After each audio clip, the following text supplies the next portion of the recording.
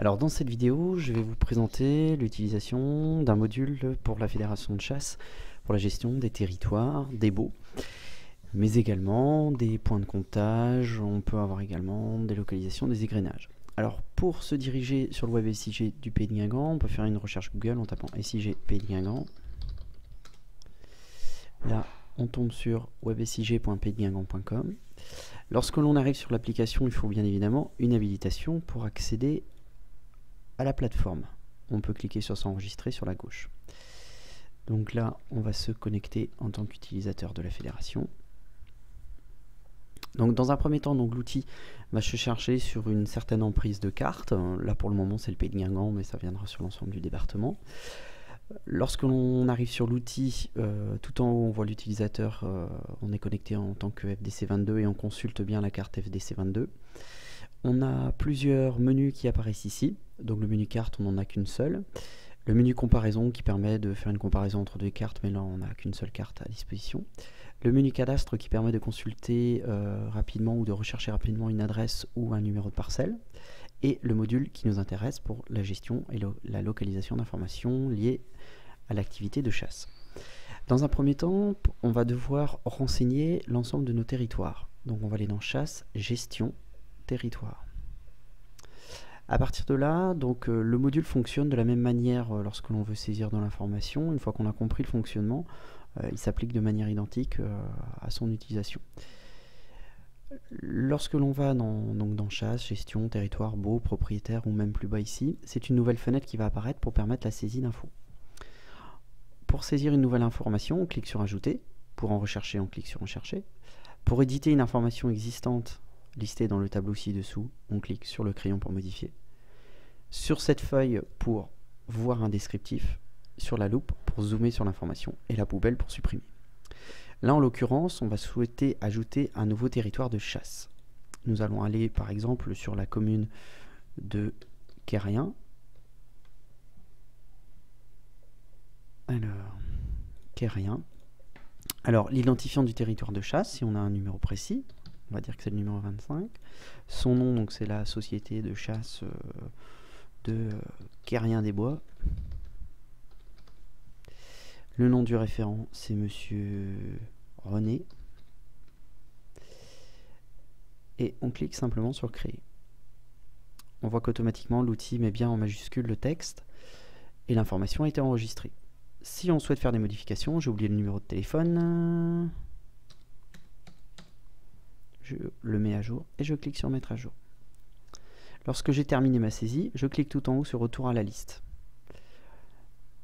Nos données ajoutées apparaissent sous un forme de tableau et on voit notre dernière ligne ajoutée, Société de chasse de Quérien des Bois, avec le référent René. Et on voit que le créateur, c'est un utilisateur de la fédération de chasse aujourd'hui et qu'il a tout de suite mis aussi la donnée à jour. Ça, c'est la première étape. Ensuite, dans un second temps, on va vouloir renseigner un nouveau bail ou des baux. Même procédure, on va cliquer sur ajouter. Dans un premier temps, on va devoir choisir sur quelle commune on souhaite renseigner ce bail. Donc là, comme j'ai créé un territoire à Quérien, je vais renseigner ce territoire, enfin ce nouveau bail également sur cette commune. Alors, Quérien. Et je fais créer. À ce moment-là, l'outil va automatiquement rechercher l'ensemble des territoires de chasse disponibles ou des sociétés. Donc là, en l'occurrence, j'ai la société de Quérien des Bois. Donc c'est celle qui va m'intéresser. Je vais renseigner que j'ai signé un bail au 1er janvier 1997 et que ce bail est pour 12 ans. Une validation du technicien si elle a été nécessaire ou pas, et je clique sur mettre à jour pour le moment. Rien de spécial, on voit qu'automatiquement l'outil a calculé la date de péremption du bail selon la durée. Bien évidemment, tout est modifiable, on peut ajouter l'information, ajouter des durées. Maintenant, il faut venir y renseigner les parcelles qui sont affectées à ce bail. Donc on va aller dans l'onglet parcelles. L'outil va proposer sur la gauche l'ensemble des numéros de parcelles disponibles selon la dernière mise à jour du cadastre. Donc là, en l'occurrence, ça va être par exemple ces premières parcelles qui m'intéressent. Je vais les sélectionner et je les passe à droite. Et je fais mettre à jour. On voit ici qu'apparaît l'ensemble des parcelles qu'on a bien sélectionné. Mais si je décide d'en ajouter une autre, je passe à droite et je fais de nouveau mettre à jour. À ce moment-là, on voit que l'outil a comptabilisé le nombre de parcelles que nous avons dans notre bail et a calculé la superficie aussi de ce bail. On revient à la liste et on voit bien qu'Aquarien, on a ajouté un nouveau bail sur le territoire, sur un identifiant de territoire spécifique le 25, qui commence donc en 1997 pour 12 ans. On n'a pas eu besoin de validation de technicien, on n'a pas d'observation spécifique pour cette parcelle.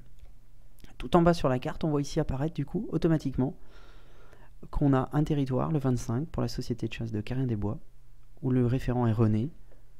Et si on prend le petit plus et qu'on va zoomer sur ce secteur, on va pouvoir visualiser du coup mon territoire. Alors ce qu'on remarque là par exemple, c'est que Acarien, j'avais déjà ici un bail qui est en cours pour ce secteur, mais je n'ai pas affecté de territoire. Donc automatiquement, ou alors les parcelles ne sont pas suffisamment renseignées à un numéro de bail. Donc on voit qu'il y a une cohérence sur 3 couleurs, c'est-à-dire que le gris foncé signale qu'on affecte à un territoire, donc là en l'occurrence c'est la société de Carrien-des-Bois. Le contour signale l'emprise du bail que nous avons disponible, et ensuite le vert signale la descriptive des parcelles. Mais bon, vous allez me dire, on va vouloir renseigner maintenant le nom des propriétaires, donc on va aller dans chasse, gestion, propriétaire.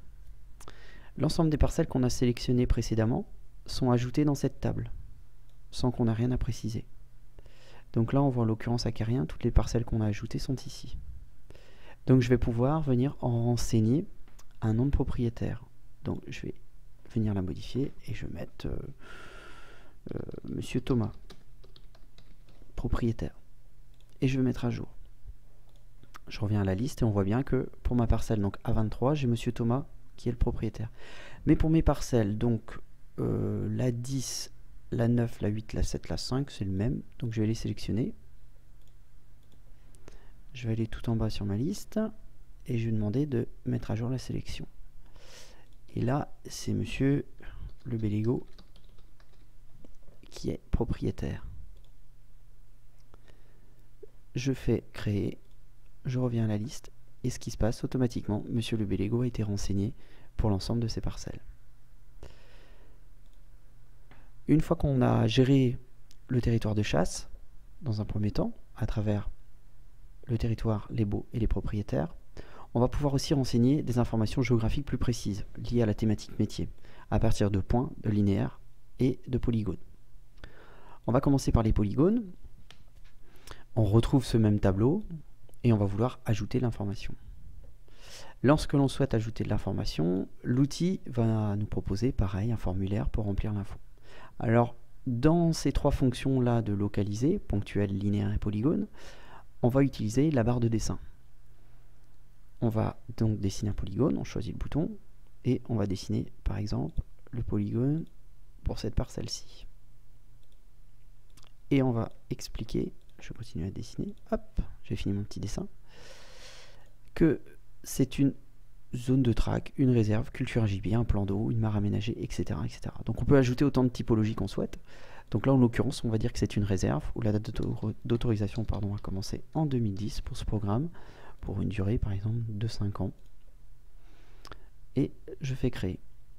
À ce moment-là, l'outil renseigne automatiquement la commune, qu'on est bien à Carrien. Si on avait un numéro sur la réserve à renseigner, on pouvait le faire. Un nom. Et bien évidemment, la date qui est calculée jusqu'à la limite d'utilisation de cette réserve.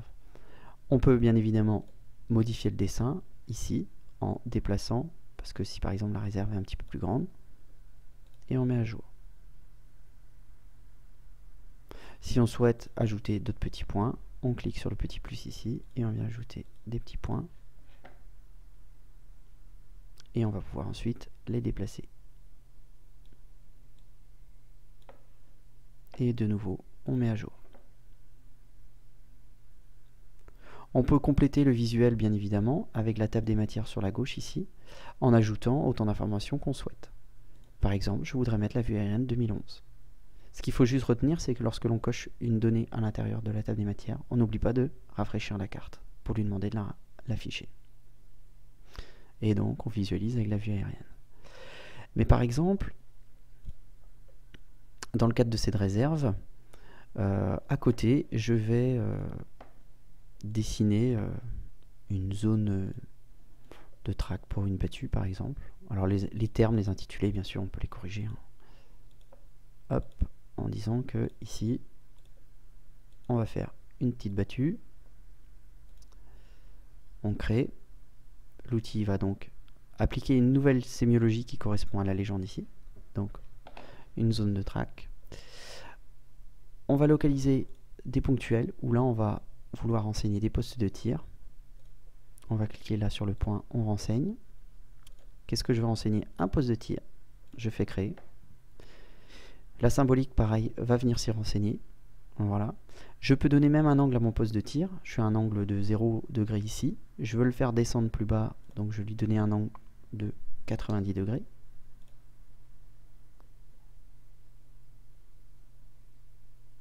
Voilà. Pour signaler dans quel sens on souhaite réaliser ce tir. On va pouvoir en renseigner autant qu'on souhaite, hein, poste de tir tout le long. On va pouvoir aussi ajouter, par exemple, qu'on a des pièges sur ce secteur. On a un piège ici, créé. Voilà.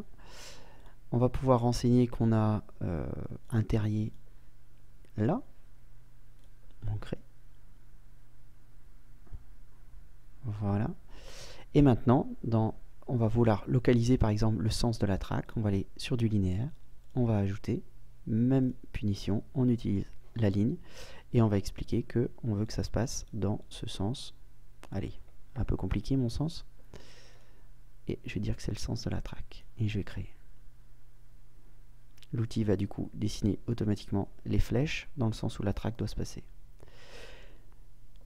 On va pouvoir aussi dire avec du linéaire que l'ensemble de ce secteur, il y a de l'égrenage qui a été réalisé.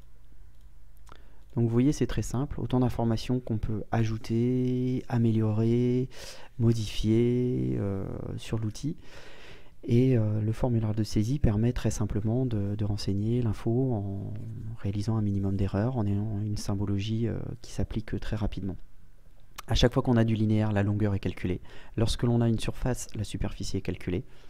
Lorsque l'on a des points, on peut même envisager de donner les coordonnées automatiques GPS pour aller avec son GPS sur le terrain.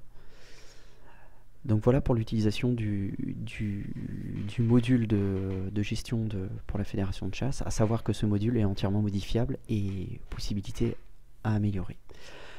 Donc par défaut, il y a le cadastre de l'ensemble de départements qui est à disposition, mais également donc les vues aériennes, enfin la vue aérienne de 2011 sur l'ensemble du département.